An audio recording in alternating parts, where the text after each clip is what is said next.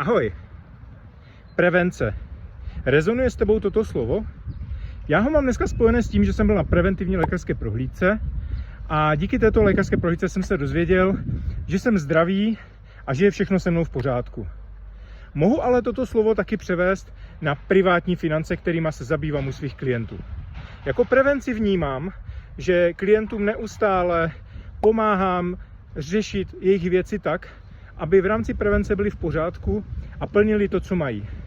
Mnohdy se totiž stává, že klienti historicky s nějakým poradcem uzavřeli nějaké smlouvy a klidně 5-10 let se o ně nikdo nestaral. Taková ta smlouva rozhodně potom neplní to, co má, a nejenom, že neplní, co má, ale může být zároveň velmi nebezpečná pro klienta a může ho připravit o 100 000 až miliony korun. Určitě si prevenci ve svých privátních financích řešte, je to důležité.